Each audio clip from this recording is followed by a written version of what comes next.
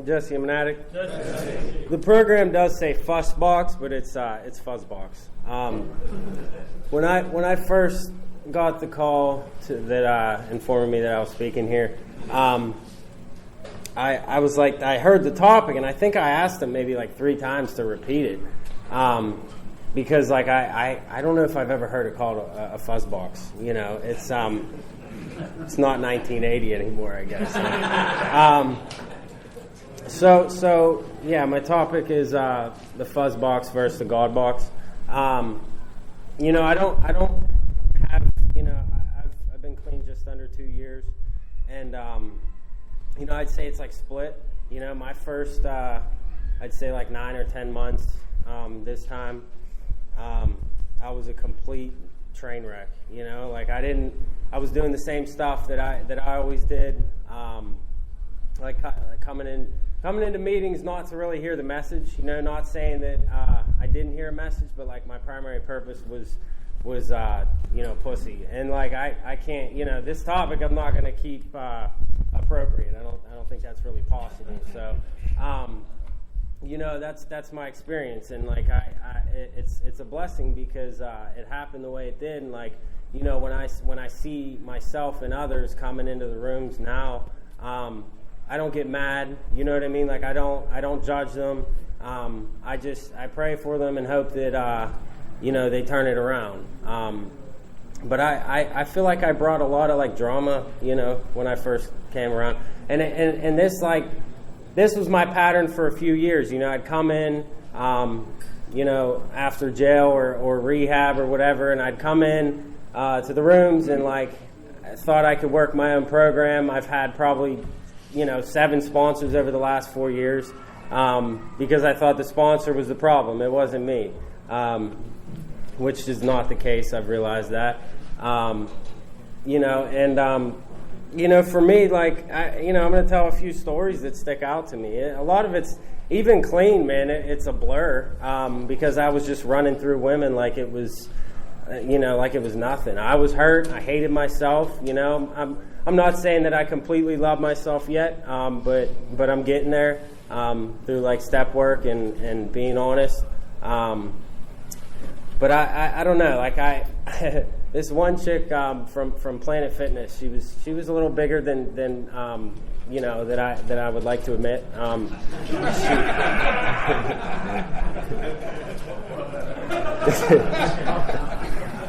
This story, I'm gonna hear about it forever. I don't know if anybody knows it already, but if you do, I'm sorry. So like. And meanwhile, I had this realization through my 4-step. I wrote all the partners I had down, and I'm like going down this list. And I've had a girlfriend. You know, I always had that girl on the you know, on the back burner, that the one that I could go home to, and then I always had side pieces. You know what I mean? That's how I operated. So this girl, I met her, and I'm like, I got her. I think I hit her up on social media or something, and you know, she was like, "I'll come pick you up." I think it was like midnight, dude. Straight dope fiend shit, you know. And I'm like, okay. So she picks me up. I go to her house, and I knew this was my disease because like she took off her pants, and I was like, damn. I was like, yeah. She was huge, dude. Like, that ain't even the worst part. So, like, I'm seeing this. Like, I had the walk of shame walking home, and I had to go lay down with my son's mother. She's now my ex. Felt terrible. Like, I just smoked an 8-ball. Yeah, so this girl, dude, she stunk so bad. Oh, my God. It was so bad. I don't even like to admit it, but it is what it is. You know what I mean? I didn't even want to do it anymore at this point. I almost threw up on her, and it was that bad. I'm not exaggerating at all, dude. She smelled like a Philly steak and cheese hoagie. But anyway, yeah, that stuck. I like I said, I did the walk of shame on the way home, and dude, not a proud moment. It sticks with me. I can't even smell onions anymore. It makes me think it's not a joke. So like that, and like I said, so this list I made, I haven't had that many partners because I was always in a relationship. I had a 5-year relationship, was my first relationship, and I cheated on her. My second relationship was my son's mother. Cheated on her over and over and over. She got to the point where she started accepting it. So then, like, we were super toxic because I'm an addict, and if you give me an open door to do something, I'm going to keep doing it. So that's how that went. And so anyway, so like I have had maybe 16, I think it was, people in my life that I've slept with. So 13 are products of me cheating. So that was like, I was like, damn, And I guess like I got to a point coming around here. I had 9 months clean before this time, and I went out for a week, and it was, dude, it was so fast. Like I was on drug court, and it was so fast, and it was due to the behaviors that I was exhibiting, like in the rooms. I was abstinent, but I wasn't clean. I was writing steps, but I wasn't internalizing them. I wasn't applying them at all.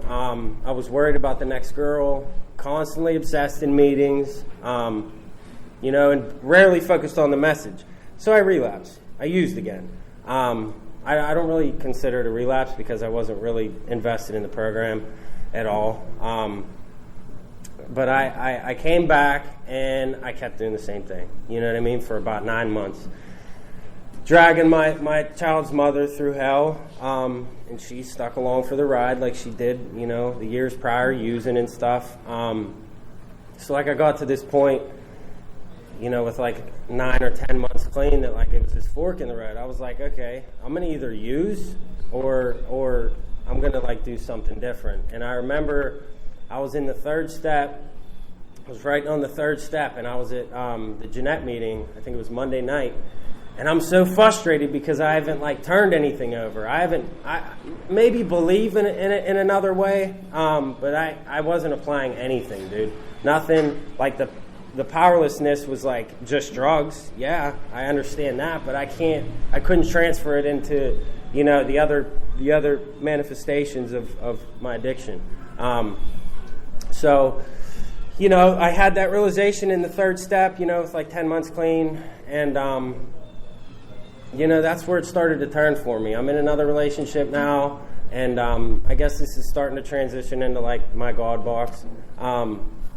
And I think, what I see in my God box is, I have my son now, and like me and his mother are on good terms. I try not to tell her what to do, as much. I can't really control what she does. And like I said, I'm in a new relationship. She's not an addict. She does not take my shit at all. It kind of sucked at first, because I was so used to the girls that just laid down and let me do what I wanted to do. And I'm not giving her the credit, but like I was at a point where I was ready to change, and like I met her, and it wasn't a great time. I actually went through like this like love triangle with them two, and I got with this new girl, and I wanted to go back to my ex because like she did anything I wanted. So I was stuck in that, that triangle, and I was like, I made a decision, and to commit to one person, and I've never done that. So for me, like, I just had a baby girl 2 weeks ago. That's definitely God. You know what I mean? After I found out we were having a girl, I was like, shit, I was like, this is. So like that reinforced the change that I started to put in effect in my life. And I was told over and over and over and over, like, what not to do. Or like, maybe you shouldn't do that. Never followed suggestions. And, I went back out a good few times over it. So like now she has 2 little girls that live with us. Their dad's not around. So family is definitely in my God box. Spiritual principles was like what really, my last sponsor was real big on spiritual principles, and he instilled that in me. And that's what that's what I try to practice. I'm still a selfish prick. You know what I mean? I fight with my girl over stupid shit. That's what I was doing when I first got here. Over here, I was fighting with her because she wants to go drive an hour to see her parents, and I'm like, it's not practical. You know, we have a small SUV, and there's 3 car seats packed in. You're going to take all the kids, and we keep having this argument. I think I should just buy a minivan. So, like, you know, I still get in, and I'm like, I'm sitting here processing. I'm like, I'm being a dick, you know?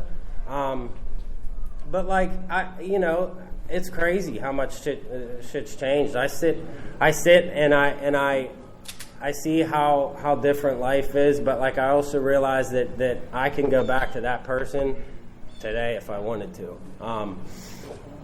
I can hop in the sack with someone else. Yeah, it doesn't feel good. The last few times I did it, I swear to God, I was having sex against my will. That's what it felt like. It was the same thing as shooting dope or whatever, you know.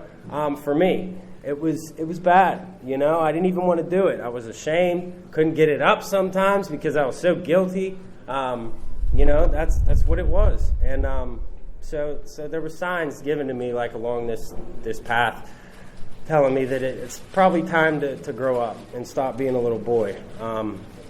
You know, and I stand here today, and I'm actually not ashamed of the person I am. I have shameful moments still, but I mostly live more of a, you know, my will and God's will are aligning a little bit. You know what I mean? And you know, I just finished step 4, and I was nervous about this. I knew about it for a month and a half, and then I get asked to speak 3 days ago. You know what I mean? And I was like, it's crazy because I hate public speaking. I hate it. Anxiety. I wasn't nervous until I sat down back here, and then my heart's racing, and I'm fidgeting, and I'm, you know, itching my forehead and doing all weird shit. Looking like a crackhead back here, you know?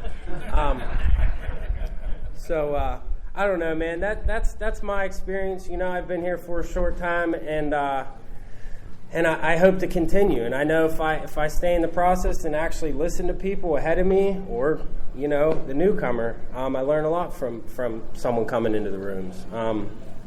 And I try to have a lot of conversations with people coming in the doors to learn. And I don't know. Before I ramble, I guess that's all I have. Thank you.